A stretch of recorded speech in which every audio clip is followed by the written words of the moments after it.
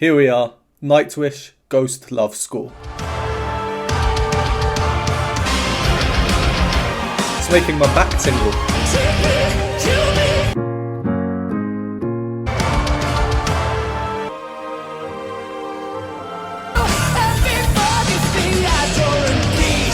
Oh, my body's reacting, I think. The eyes are getting a bit wet. Yes, Sir Hairless here.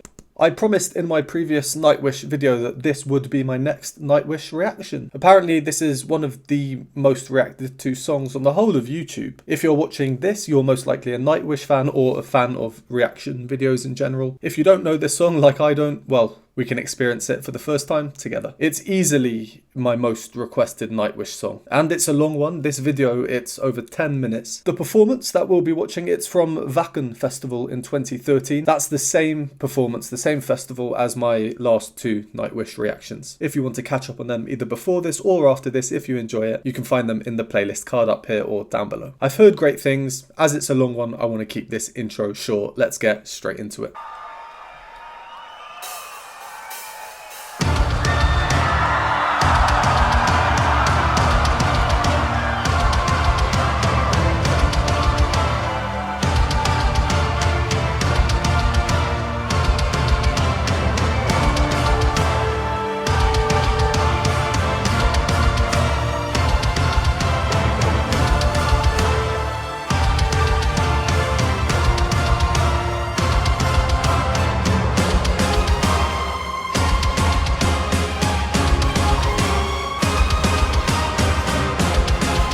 Cinematic. It's making my back tingle.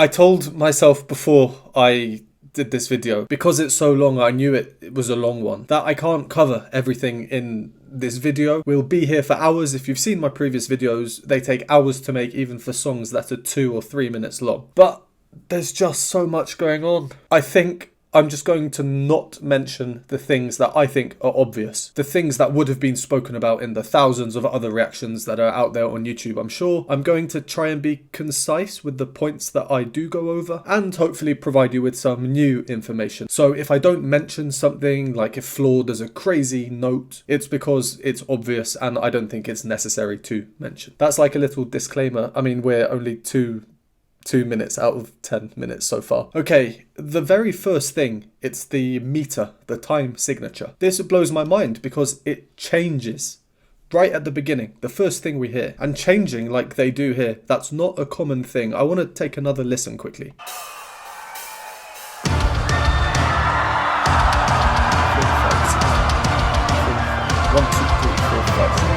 Okay, so I believe it's in triple time. Well, something called compound time. It's where we take a beat and subdivide it. Usually in standard time, it would be subdivided into 2. So for every main beat, you have 1, 2, 1, 2. Compound time, every main beat is divided into 3. 1, 2, 3, 1, 2, 3. So we have 2 main beats, each made up of 3, let's call them mini beats. That's quite fun. So we have 6 mini beats per bar or measure. I will refer to measures as bars. We have a 4-bar phrase. Bars 1 and 2 are 1, 2, 3, 4, 5, 6. 1, 2, 3, 4, 5, 6. But then bar 3 is only 5 of these mini beats. Let's count along. 1, 2, 3, 4, 5, 6. 1, 2, 3, 4, 5, 6. 1, 2, 3, 4, 5. 1, 2, 3, 4, 5, 6. 5 is not standard. It's a prime number. It's not divisible by 2 or 3. That's a really cool thing to do, this. It adds some rhythmic complexity to the music, a certain energy. There are a few songs that do something similar that come to mind. I think the most famous, or the one at least to me that's the most famous, would be Golden Brown by the Stranglers.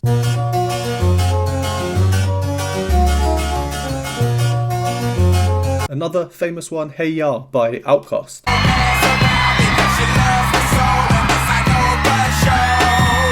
Alright, that's the first thing. The opening as a whole, epic. Talk about an epic opening. We've got more rhythmic energy coming in from the chorus with the ahs. There was this horn sound blaring through, almost like a battle horn or a war horn.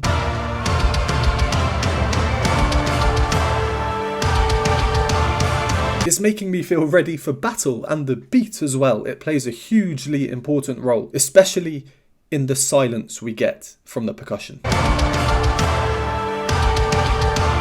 This is a case where the absence of the sound is arguably more important than the sound itself. There was this violin line soaring through the top of the texture as well, sinking down into this massive sound underneath, like it's been consumed by it.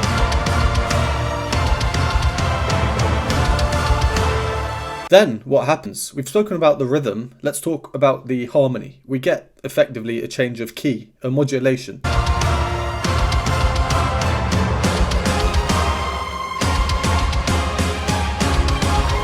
Let me show you on the piano, it's easier to visualize. So previously, these were the chords. Now we get these chords. So the 3 chords within each of those groups, they're related to each other in the same way. Just the second group has been shifted up harmonically.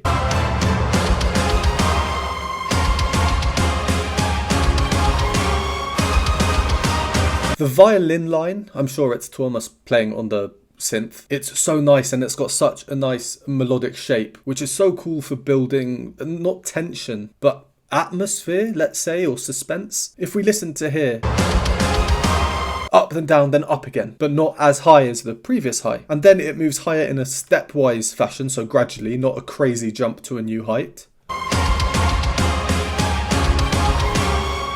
Then again, and then it moves down and jumps around. But again, no crazy ranges, it's kind of being contained. Then the guitar comes in, and then we modulate back to the original 3-chord pattern.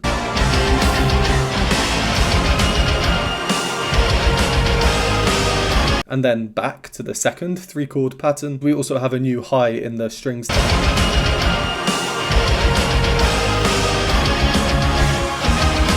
Oh yeah, of course, this person. So we've had this epic introduction. Remember what we were saying about the meters, the time signatures changing? We do get a couple more of them, smaller ones, but then we get a big one, a permanent one. And this is a change to a more standard meter in preparation for Floor's vocal entry.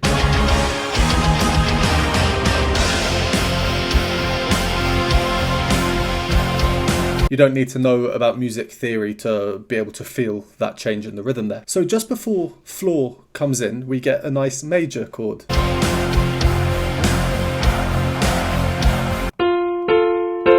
And we've got the bass at the bottom playing the root note of the chord.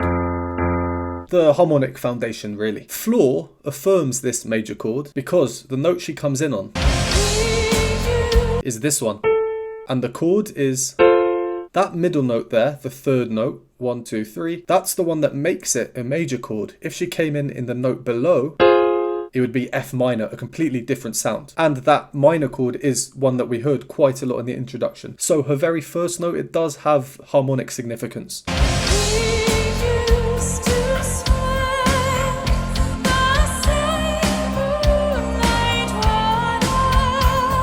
Hearing this for the first time, I was genuinely thinking, this is a nice melody, it's moving so freely, it's flowing like water above this bass drone note that we have. And the lyrics, we used to swim the same moonlight waters. And then the next line, oceans. So the effect of the music complementing the lyrics and this idea of water, it's perfect. Perfect. I'm thinking the line will repeat. In terms of the harmony, that's what I'm expecting. The same chord progression we just heard. But no.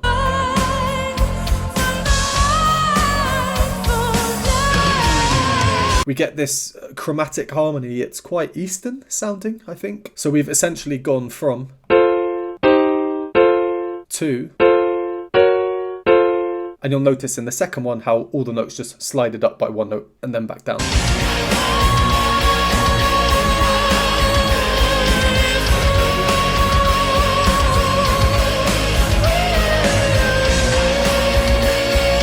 Lovely melismatic run from Floor here. Quite dreamlike. It seems almost lyricless, these open vowel sounds, but there are lyrics. My fool will be for you. Because we're not really focusing on the lyrics as much because of the sound that's produced by these long open vowels, sustained notes. The electric guitar with the power chords and the chorus, they're standing out a lot more to me, and they kind of sound one and the same. Now, I don't know if that's a synth effect or what's going on there, but just rewind that bit I played and have a real listen through headphones preferably and see if you can see what I mean. Ooh, okay, we're 1/5 of the way through. Let's continue.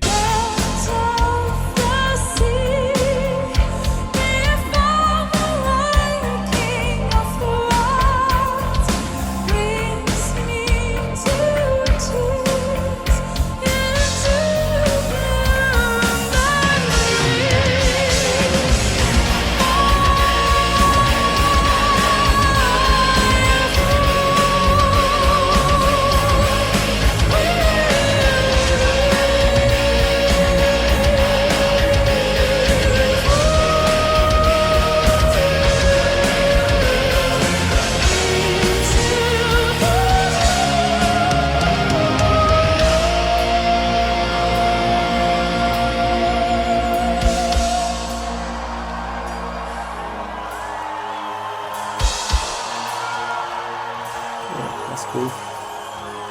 Siren from the deep came to me, sang my name, my longing.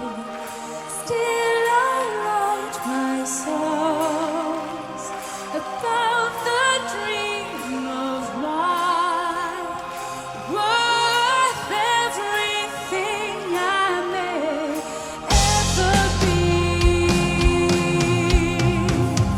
Child will be born again, that siren carried him to me. First of them, true love. It's a nice melodic way. Sitting on the shoulder of an angel without care for love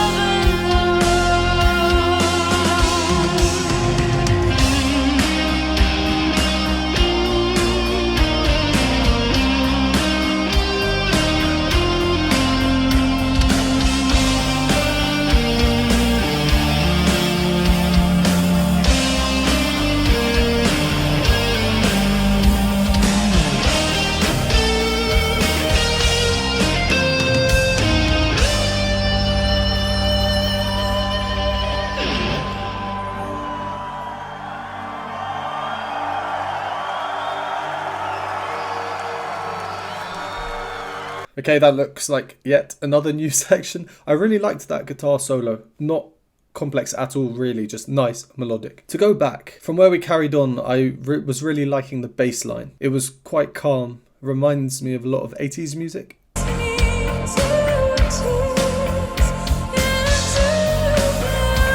Alright, to move forward a bit, we get this whole head voice section from Floor. Much more of an angelic vocal sound. A purer sound, for sure.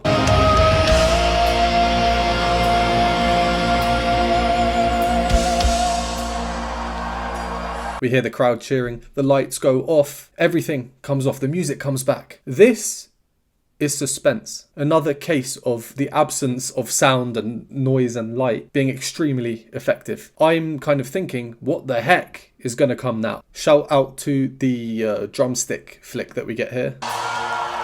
Very cool. And what follows that, in my opinion, a very, very interesting bit. I was not expecting it. I was expecting something huge after this come off. But I do love the unexpected, especially in music, when it's good. And I really love the harmonic progression here, the chord progression. Hang my name, my love here.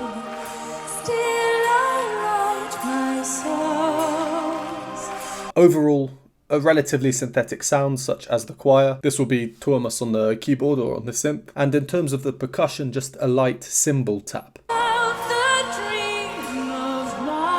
About as subtle a percussion bit as you can get, really.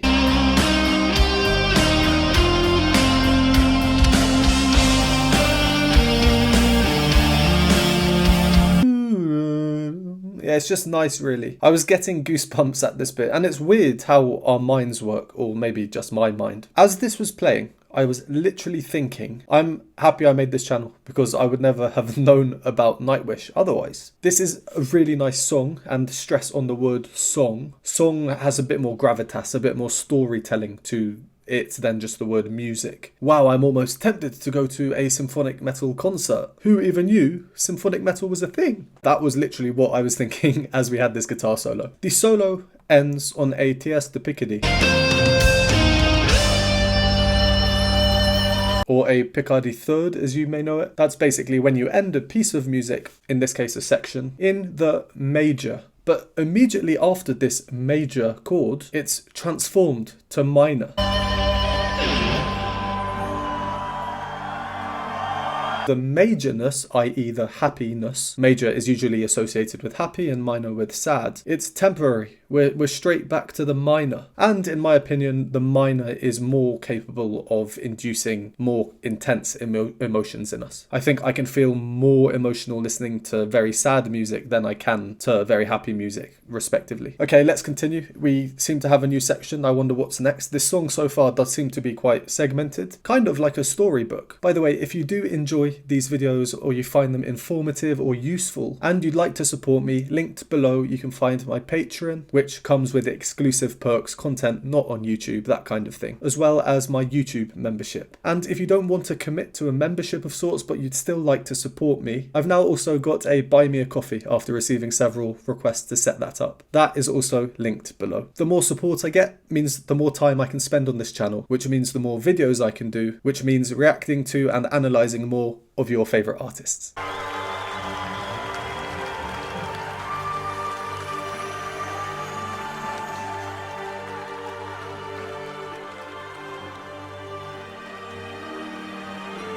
So atmospheric.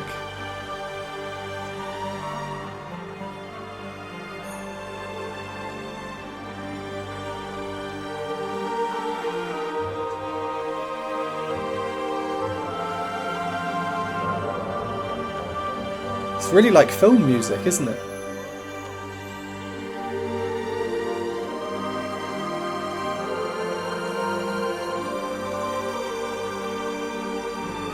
Suspension.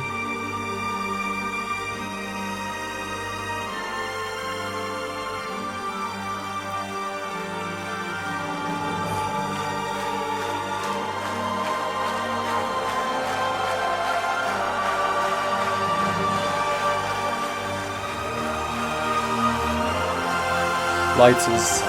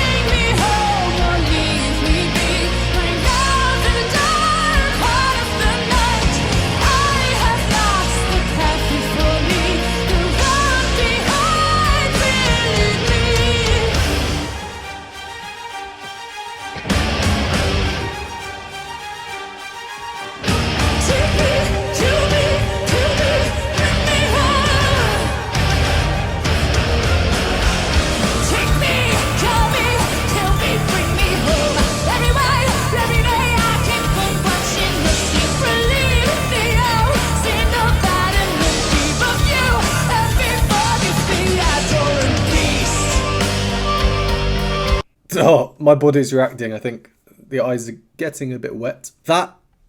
That's captivating. Really captivating. Also, this isn't slowed down footage, is it? No? Floor's hair apparently is not affected by gravity as every other thing on this planet is. It just stays in the air for longer, apparently. Right, what a roller coaster of musical styles, emotions. Should I be happy? Should I be scared? Should I be dreaming? Should I be scared? Let's rewind. Maybe I should be dreaming. How pensive is this bit? How ethereal?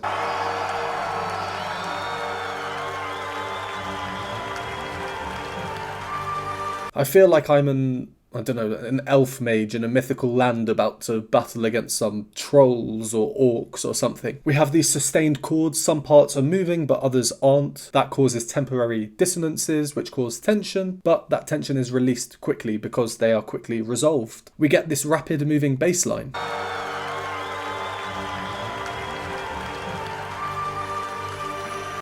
Which moves into a flute. What a contrast of sounds, yet they work so well together. And more importantly, they share roles of equal importance, at least in terms of contributing to this soundscape, this atmosphere that's being created by the music. Yeah, it's a very orchestral sound, I said before, but like it should be in a movie soundtrack or something.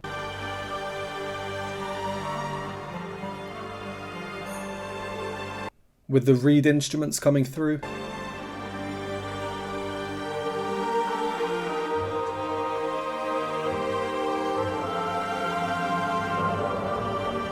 And the choir. It must be so cool to see live, nay, to experience live. Floor's re-entry was quite cool. Although a bit Spider-Man-esque. From that angle it looks like she has the old Spidey hand out. Floor Yan Spider-Man. The harmonies, again, they're different to what we've seen previously.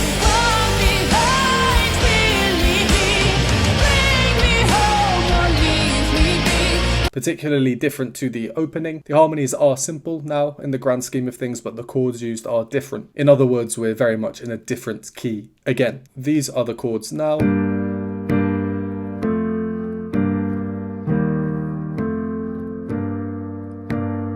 And then they change to this.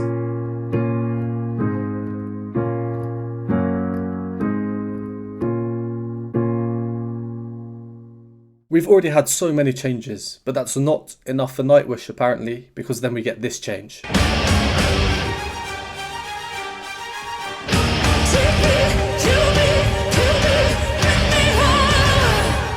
Menacing strings played by Thomas like daggers poking away, cha-cha-cha. And some more vocal versatility on display from Floor. Sorry. I'll never not find this funny. My guy is just loving life. He's upside down. He looks more calm there, upside down, floating towards the stage that he can't even see than I do right now filming these videos. That is level 100 relaxation. About 2/3 of the way through. Let us carry on.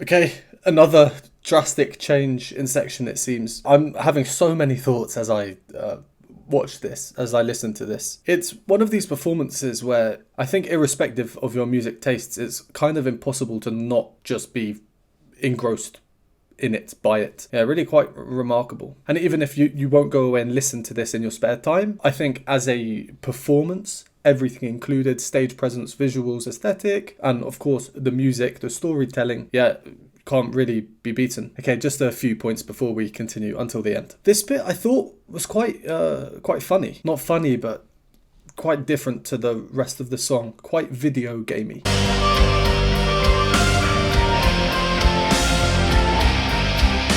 Definitely not my favourite part of this epic song. To me, the melodic choices and the structure sound a bit like a MIDI file from a game that could have come out 25 years ago. Which is very strange to say because this bit... it's very similar to the dark, menacing bit from earlier. But this bit here, this has more conviction to the sound. It's a bit stranger from a harmonic perspective, a bit peculiar, and again, that word menacing. But in the funny bit, I do like the harmonic progression.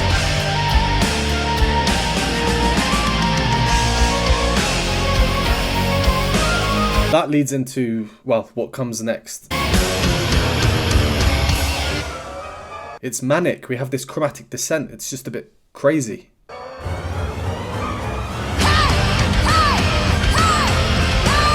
It's good to get the crowd going for quite a while. As we kind of approach the end of a 10-minute song, it's a smart move.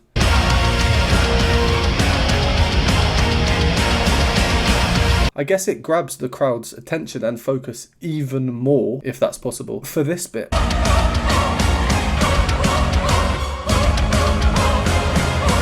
How dramatic. Okay, let's go to the end. There's 2 minutes left. Can my brain handle it? If I don't make it to the end, then I want it to be known that this was a fun way to go.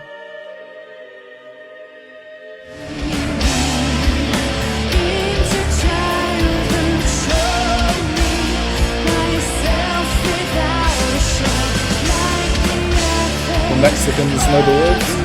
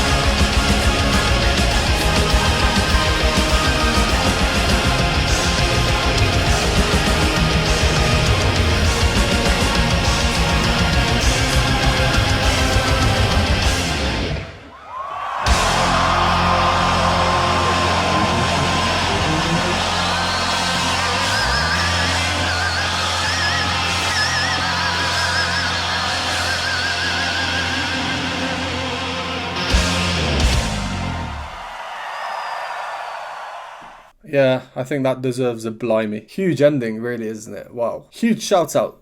The drums just kind of get a bit drowned out because of the massive sound. I mean, I'm no percussionist, but I think it's safe to say that that was an incredible performance there. I don't want to say too much more. That had a bit of everything, and in terms of Floor's vocals towards the end, there's that power coming through, the blended voice so high, and I really like the choice to have these sustained long notes as the melody. There's something almost hypnotic about that.